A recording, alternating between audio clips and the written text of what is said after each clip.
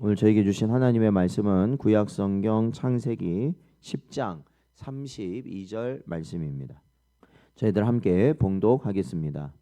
이들은 그 백성들의 족보에 따르면 노아 자손의 족속들이요 홍수 후에 이들에게서 그 땅의 백성들이 나뉘었더라.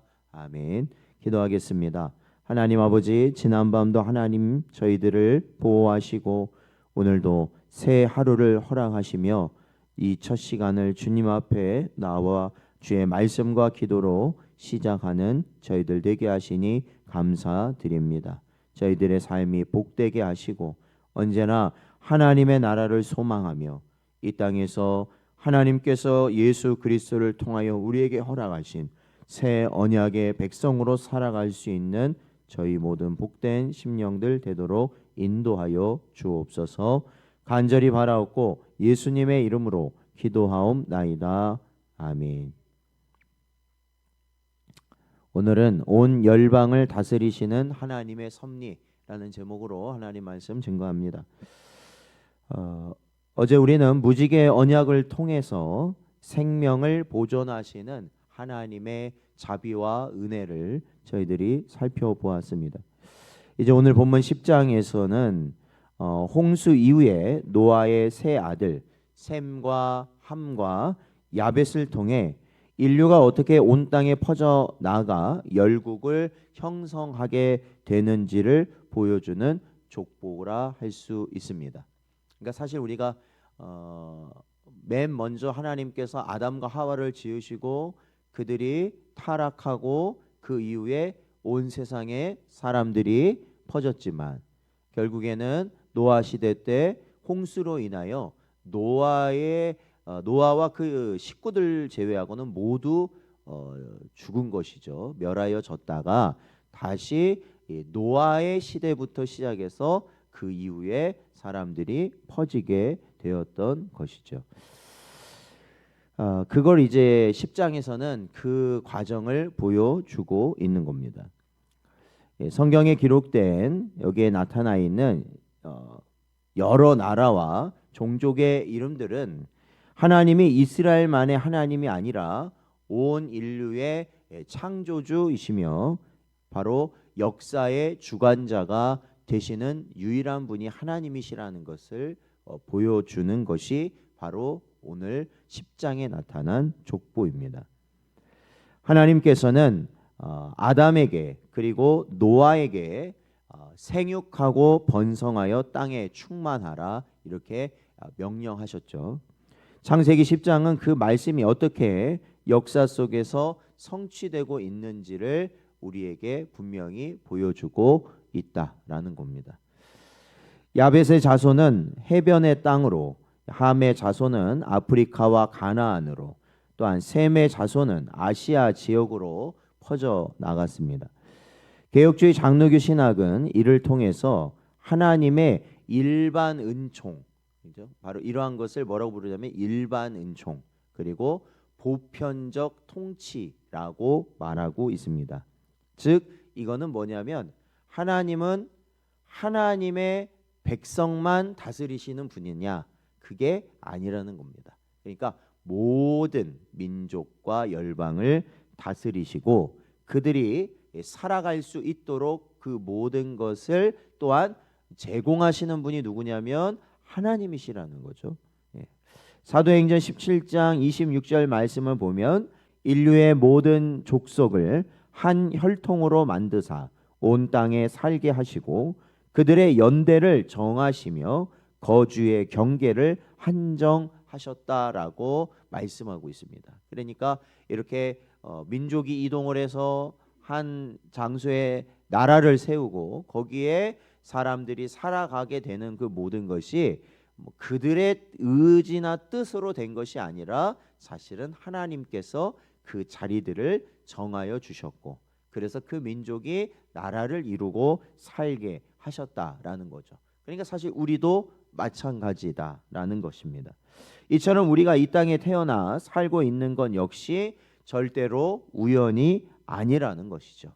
우리가 이 대한민국, 한국에 태어나서 한국 사람으로 살아가는 것이 역시 우연이 아니라는 것입니다. 하나님께서 섭리하시는 가운데 이루어진 것, 즉 하나님의 세밀한 설계와 섭리 속에 있다는 것을 우리는 분명히 깨달아야 하는 것이죠. 8절부터 12절 보면 이 족보 중간에 특별히 길게 언급된 인물이 한 명 등장하는데 바로 구스의 아들 니므롯이라는 인물입니다.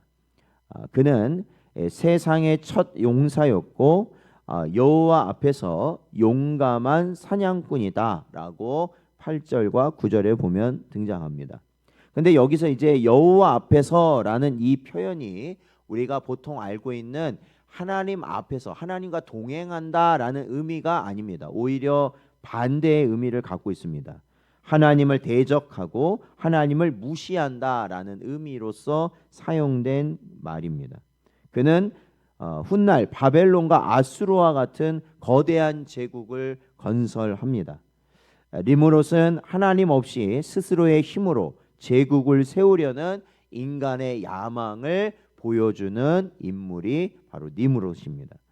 창세기 10장 10절 11절 말씀을 보면 그의 나라는 시날 땅의 바벨과 에렉과 악갓과 갈레에서 시작되었으며 그가 그 땅에서 아수르로 나아가 니느웨와 르호보딜과 갈라와 이렇게 되어 있습니다. 여기 보면 우리에게 익숙한 지명들이 나오죠. 바벨이라 할지 또한 아수르라 할지 니느웨라 할지, 그러니까 이게 훗날 보면 다 이스라엘의 대적들이거든요. 그리고 이스라엘의 대적이라는 것은 결국 하나님을 대적하는 그러한 나라들 또한 그러한 이 지명들입니다. 그러니까 결국 이 니므롯을 통해서 이러한 나라들이 세워지게 되었다라는 것을 보게 됩니다.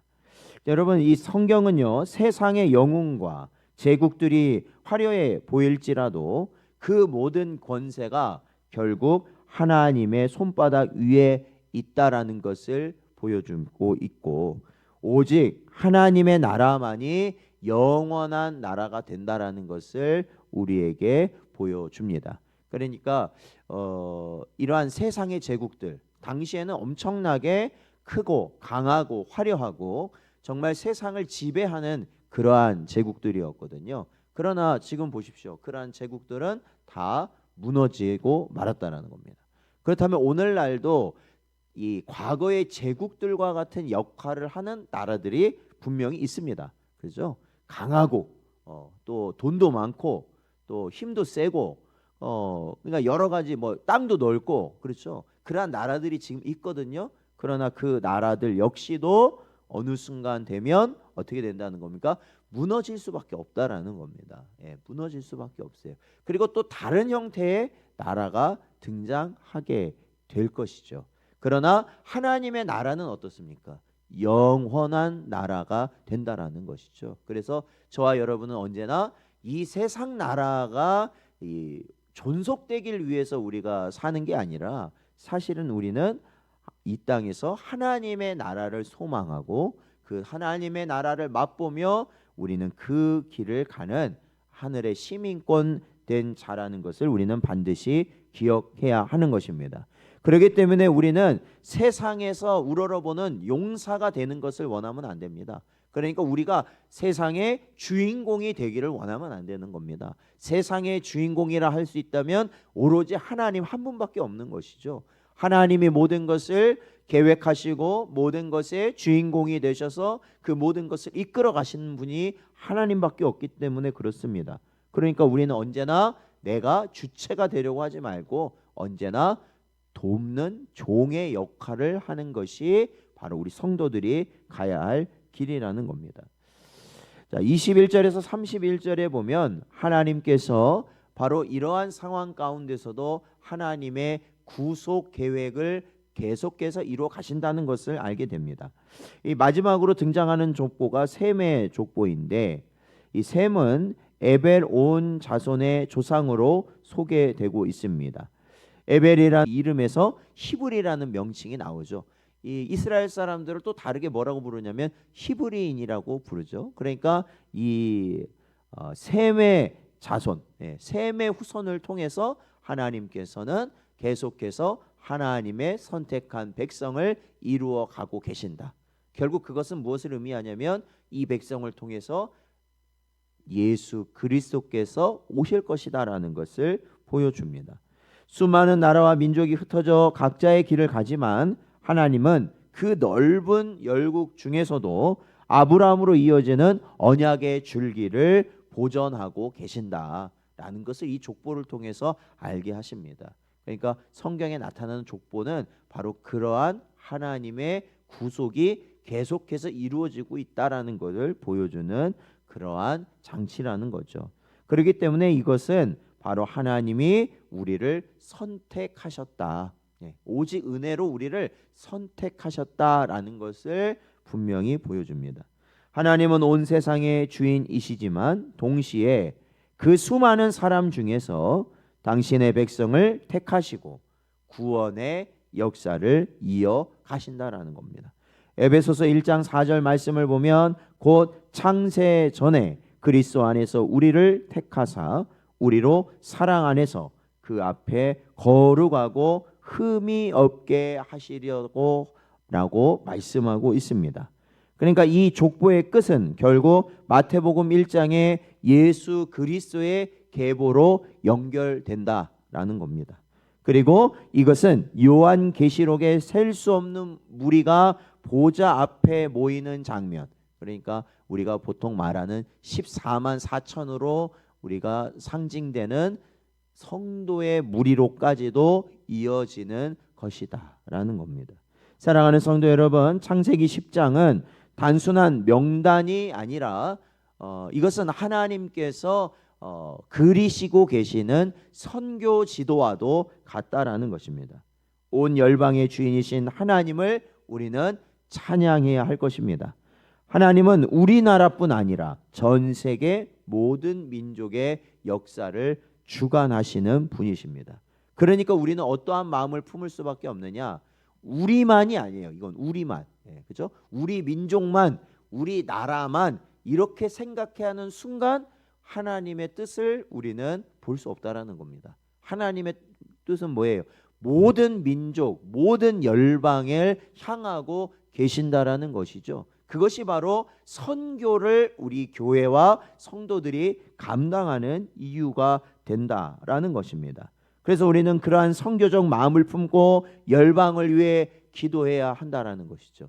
또한 우리가 물질적으로나 도울 수 있는 것들을 돕는 역할을 또한 감당하는 교회가 반드시 돼야 하는 것이죠. 그러므로 사랑하는 성도 여러분, 우리는 세상의 힘을 의지하지 말아야 하는 것입니다. 니므롯처럼 자기 이름을 내세우는 용사의 길이 아니라 하나님의 이름을 부르는 예배자의 길을 걸어가는 여러분 되시길 바랍니다. 나를 택하신 은혜에 감사할 수 있는 여러분 되시길 또한 바랍니다. 10장에 기록된 수많은 이름처럼 하나님은 우리의 이름, 나의 이름을 알고 계시고 나를 통해 하나님의 구속사적 역사를 써내려 가길 원하신다라는 겁니다. 오늘 하루 거대한 인류의 역사 속에서 하나님은 나를 부르시고 인도하시는 큰 섭리 가운데 있음을 저희들이 믿고 주님의 백성답게 당당히 살아가는 복된 여러분 되시기를 주의 이름으로 축원드립니다.